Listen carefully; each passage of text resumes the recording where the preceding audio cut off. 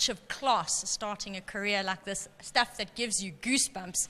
And shortly after jumping out the gates, you look to have the race sewn up. Yeah, Nadine, she really broke smartly, didn't she? And I always had a bit of momentum early, and I had probably 2-3 lengths for nothing to start. And then she went to sleep for me, and her cruising speed was incredibly high.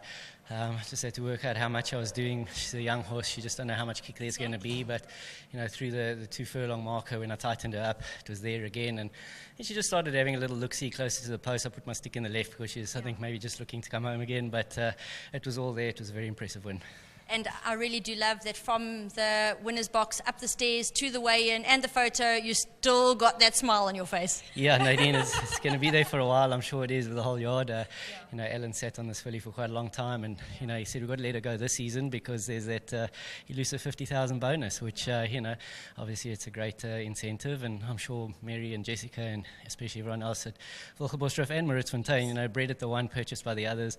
I was fortunate enough to be at the sales when Alan managed to secure this filly for Mrs. Slack. So, we've come a long way since then, and it's just nice to see her have gone through her strides and won the way she has today. And also, very big welcome to the Nomads, one of my favourite race days of the year. I love having the Nomads on course, their causes, and good to have their support here.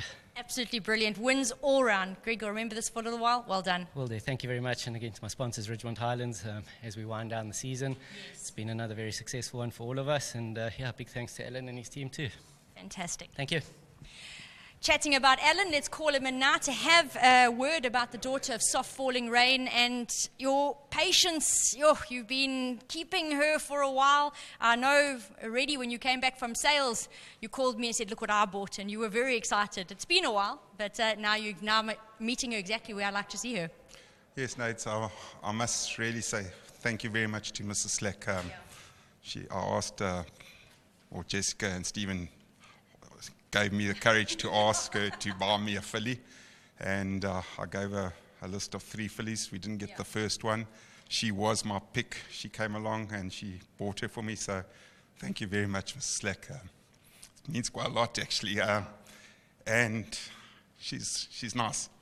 And I've just been waiting for her and she's just needed to mature, and I wasn't in a rush, and she did exactly what I expected, so well done to Jessica and Stephen, Guy at Maritzfontein, and everybody there that bred her to Mrs. Slack and soft falling rain at Wilgebos. So it's a family affair, and it's, I haven't been this nervous for years, I must admit. You were a paler shade of white prior to the race, and you saw you exhale, so very well done.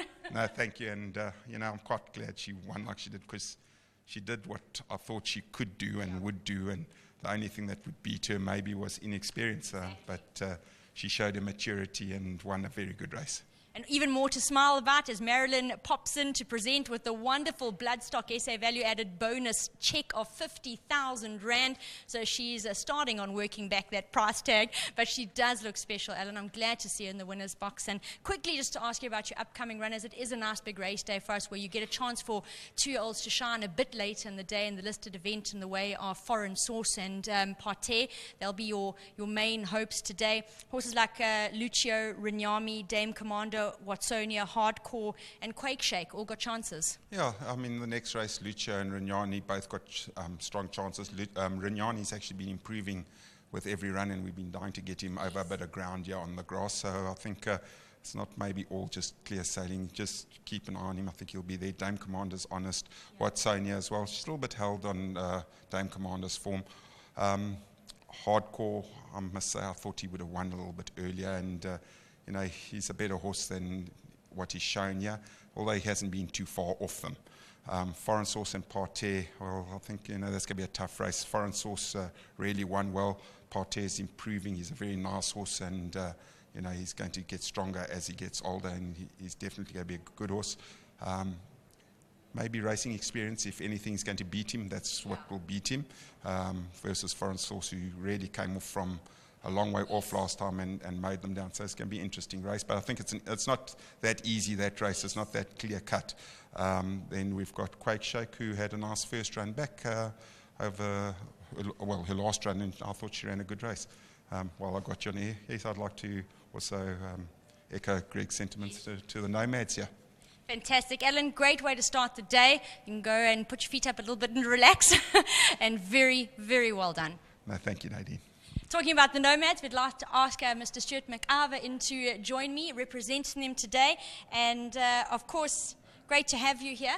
And I'm sure it's been fantastic to hear everyone welcoming you. I hope you're having a good time so far upstairs. And tell us a bit about Nomads. Thank you very much. Yes, it's been very exciting. We have an annual charity day, which is this each year, and all of these funds go towards charities that we identify, and we help people out. This year, our Vice Captain Paul Hand has chosen the Aurora Daycare Centre and the Down Syndrome Centre in Port Elizabeth as his beneficiaries. His target is to try and collect 100,000 rand. Now, this happens countrywide with all of our 12 provinces with Nomads, and each province tries to collect as much money as they can for their selected beneficiary. Since our inception, which was in 1960, Nomads combined have collected almost 40 million rand that has gone to different charities. So that's massive. It is. And it's all due to all of us Nomads. We like-minded people that get together once a month, maybe more, and we play golf, and we give back to charity. And this is what we really enjoy. Tell us a bit about Nomads AMT. The AMT stands for the Andrew Mentis Fund. So each of the 12 provinces, the vice captain of that year decides on his beneficiaries and then tries to collect money for them. Andrew Mentis, who recently passed away, he was deep in his 90s, a very, very kind man. And every single year he would make a donation to each province's Andrew Mentis Fund, which would then go towards the beneficiaries. Oh, that's remarkable. Well, very, very happy to have you with us again. Special race day. Please enjoy it, and I'm glad you got off to such a great start. Thank you very much, Nadine. There you go, Nomads. Very well done to them. As Alan and Greg have touched on, great to have them joining us every year. Fantastic amount of work goes in. Great money. You heard the type of money that they've managed to raise. It really is absolutely fantastic. So kudos to them, and I hope they do very well this afternoon. Quickly back to wishing the winner very well done. I think we've seen a smart filly. Be looking forward to keeping our eye on her.